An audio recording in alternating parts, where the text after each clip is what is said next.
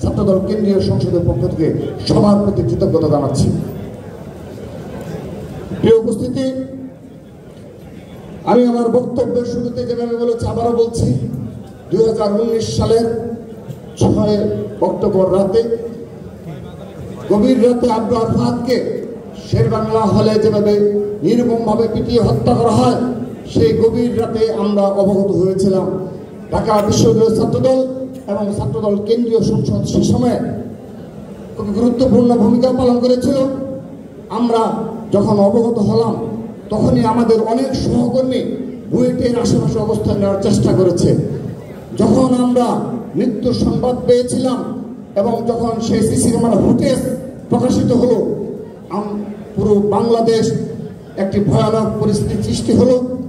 শুধুমাত্র সাধারণ শিক্ষার্থীরাই নয়, ছাত্র দলের নেতা কর্মীরাও ভীত সন্ত্রস্ত হয়েছিল এই ভেবে যে ঘন্টার পর ঘন্টা এভাবে বুয়েটের মতো শিক্ষা প্রতিষ্ঠানে নির্মমভাবে স্ট্যাম্পে পিটিয়ে, লোহার রড দ্বারা পিটিয়ে একজন সাধারণ শিক্ষার্থীকে হত্যা করতে পারে, সেটি আমাদের অকল্পনীয় একটি বিষয় ছিল। কিন্তু তারপর দিন আপনাদের মনে রয়েছে, মুষলধারে বৃষ্টিকে উপেক্ষা করে এই ঢাকা বিশ্ববিদ্যালয় ক্যাম্পাসে সর্বাগ্রে প্রতিবাদ জানিয়েছিল বাংলাদেশ জাতীয়তাবাদী ছাত্র দল।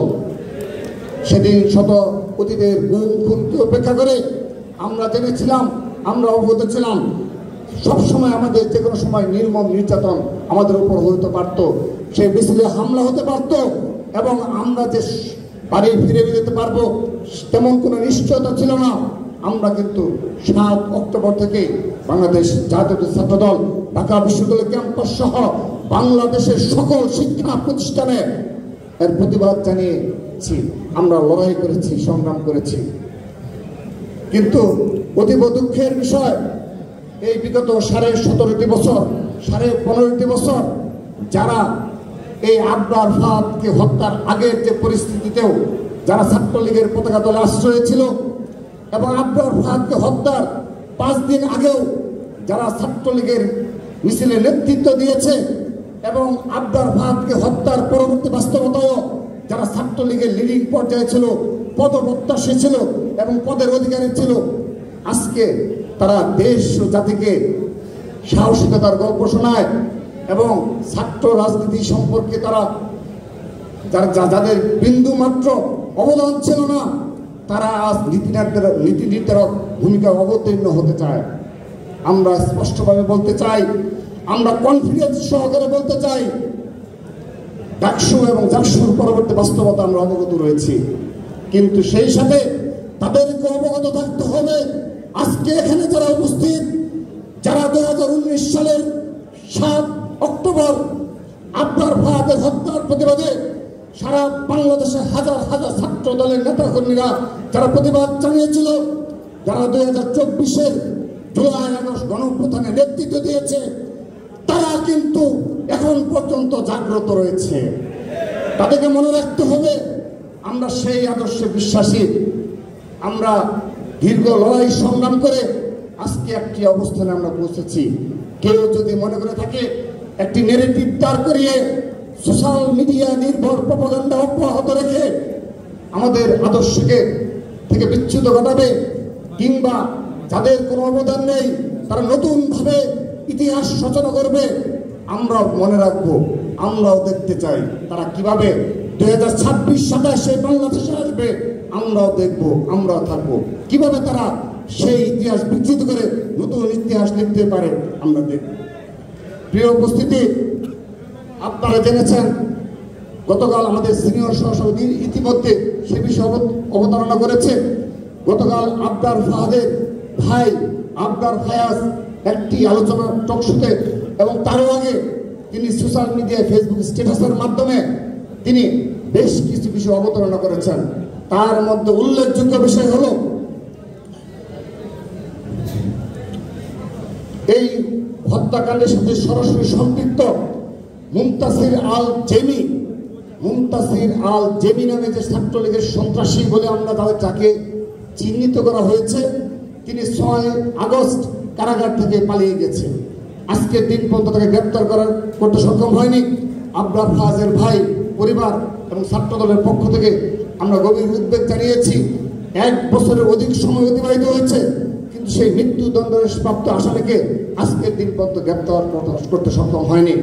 উপরন্তু তাদেরকে বাঁচানোর জন্য ছাত্র শিবিরের সাবেক সভাপতি শিশির মনির সরাসরি ভূমিকা পালন করছে এবং এই মৃত্যুদণ্ডাদেশ যেন কার্যকর না হয় সেজন্য তিনি ভূমিকা পালন করছে বলে ইতিমধ্যে প্রতীয়মান হয়েছে। সেজন্য আবরার ফাহাদের ভাই পরিবার সহ আমরা সবাই উদ্বিগ্ন যে এ ধরনের গুপ্ত রাজনীতির কারণে আজকে সাধারণ শিক্ষার্থীদের মনে যে প্রশ্নের উদ্বেগ হয়েছে তার সঠিক জবাব যাদেরকে চিহ্নিত করা হয়েছে তাদেরকে দিতে হবে। যাদের দিকে আঙ্গুল তোলা হয়েছে তাদেরকে এই জবাব ভবিষ্যতে দিতে হবে। প্রিয় উপস্থিতি, 1971 সালে মহান মুক্তিযুদ্ধে যে সকল মুক্তিযোদ্ধারা এখানে জীবিত রয়েছে এবং এই মহান মুক্তিযুদ্ধকে আমরা হৃদয়ে ধারণ করি, সেই সাথে 2024 সালের জুলাই আগস্ট গণঅভ্যুত্থানে আমরা হৃদয়ে ধারণ করি এবং সেই সাথে আমরা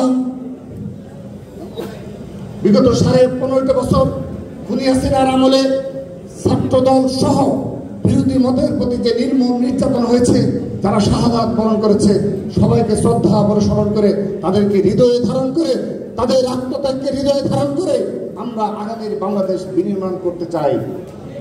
সেই বিনির্মাণে আমরা স্পষ্টভাবে বলে দিতে চাই, যারা বিগত 5 আগস্টের পরবর্তী বাস্তবতায় নতুনভাবে নতুন ইতিহাস লিপিবদ্ধ করতে চায় তাদের উদ্দেশ্যে স্পষ্টভাবে বলতে চাই, যতদিন এই আবরার ফাহাদকে স্মরণ করার জন্য আমরা এই স্মরণ সভার আয়োজন করব, যতদিন খুনি হাসিনার আমলের সংগঠিত প্রতিটি হত্যাকাণ্ডের বিচারের দাবি আমরা আদায় করব, রাজপথে থাকব, আলোচনা সভা সেমিনার করব, সবগুলো সভা সেমিনারে আমরা স্পষ্টভাবে মুনাফিকি গুপ্ত রাজনীতিকে স্মরণ করিয়ে দেব। আমরা প্রতিটি কর্মসূচিতে বিগত 15.5 বছর যারা ছাত্রলীগের সুবিধা নিয়ে, যারা ছাত্রলীগের পদ নিয়ে আশ্রয়ে প্রশ্রয় থেকে ছাত্রলীগের সন্ত্রাসী কর্মকাণ্ডে অগ্রণী ভূমিকা পালন করেছে, আমরা যুগের পর যুগ এই বাংলাদেশের সাধারণ শিক্ষার্থীদেরকে আমরা স্মরণ করিয়ে দেব। এ বিষয়ে কোনো ছাড় নেই। আজকে আমরা একটি নতুন বাস্তবতায় রাজনীতি করছি। আমি স্পষ্ট সবার উদ্দেশ্যে বলছি, বাংলাদেশ জাতীয়তাবাদী ছাত্রদল ইনশাআল্লাহ অচিরেই নতুন কর্মসূচি প্রণয়ন করবে, নতুনভাবে সাংগঠনিক সিদ্ধান্ত নেবে ইনশাআল্লাহ। ফিনিক্স পাখির ন্যায় বাংলাদেশ জাতীয় ছাত্রদল অচিরেই জাগ্রত হবে ইনশাআল্লাহ। প্রিয় উপস্থিতি, বক্তব্য রাখবেন আমাদের সকলের শ্রদ্ধা এবং যার বক্তব্য শুনে অধীর আগ্রহ অপেক্ষা করছি সেই সালাউদ্দিন আহমেদ ভাই। আমি আমার বক্তব্যের শেষ পর্যায়ে চলে এসেছি। আমরা অবশ্যই সর্বশেষ যে ডাকসু নির্বাচন হয়েছে সে বিষয়ে আমরা ইতিমধ্যে আমাদের বক্তব্য স্পষ্ট করেছি, কিন্তু এই ডাকসু নির্বাচনের বাস্তবতায় একটি বিষয় স্পষ্ট হয়ে গিয়েছে, কারা বিগত 1 বছর 13টি ছাত্রদের হল এবং 5টি মেয়েদের হলে কারা এই ছাত্রলীগের ন্যায় কারা বিভিন্ন সময় মব ক্রিয়েট করেছে এবং বিনা কারণে অহেতুক কারণে বিভিন্ন মব ক্রিয়েট করে ছাত্র রাজনীতি তথা ছাত্র দলকে ক্যাম্পাস বিতরণের জন্য প্রচেষ্টা চালিয়েছিল, আমরা তা স্পষ্ট হয়েছে। এবং এই ডাকসু নির্বাচনের কারণে কারা কারা কোন হলে কারা এই ভূমিকা অবতীর্ণ হয়েছিল আমরা তাদের নাম লিপিবদ্ধ করেছি। আমরা তাদেরকে স্মরণে রাখবো যে বিগত 1 বছর তারা অনেক অপরাজনীতি এই ঢাকা বিশ্ববিদ্যালয় ক্যাম্পাসে করেছে। তারা আজ বিভিন্ন প্রেক্ষাপটে আমরা আমাদের বক্তব্য স্পষ্ট করেছি। ডাকসু নির্বাচনে যে অনিয়ম এবং অসংগঠিত হয়েছে তা স্পষ্টভাবে তুলে ধরেছে। আগামীতেও শুধুমাত্র বাংলাদেশ জাতীয় ছাত্রদল নয়, সকল ছাত্র সংগঠন এবং যারা অংশগ্রহণ করেছে শুধুমাত্র একটি প্যানেল ব্যতীত সকল প্যানেল ঐক্যবদ্ধভাবে সেই অনিয়ম এবং অসংগঠিত তুলে ধরেছে। আমরা ছাত্রদলের পক্ষ থেকেও তার প্রতি অবশ্যই সহমত রয়েছে এবং আশা করি বিশ্ববিদ্যালয় প্রশাসন তার স্পষ্ট জবাব দেবে। প্রিয় উপস্থিতি, আগামীতে এই সাহসিকতা নিয়েই এই আবরার ফাহাদকে হত্যার পরও বাংলাদেশ জাতীয় ছাত্রদল যে সাহসিকতার পরিচয় দিয়েছে জুলাই আগস্টের গণ অভ্যুত্থানে যে সাহসিকতার পরিচয় দিয়েছে, সেই সাহসিকতা নিয়ে নতুন ধারার ছাত্র রাজনীতি, নতুন ধারার কর্মসূচি নিয়ে বাংলাদেশ জাতীয় ছাত্রদল যুগে যুগে সাধারণ শিক্ষার্থীদের মাঝে টিকে থাকবে, সেই প্রত্যাশা, সেই প্রত্যয় ব্যক্ত করে বিদায় নিচ্ছি। বাংলাদেশ জিন্দাবাদ, বাংলাদেশ জাতীয় ছাত্রদল জিন্দাবাদ। শহীদ রাষ্ট্রপতি আমার হোক, মা মাটির মানুষ।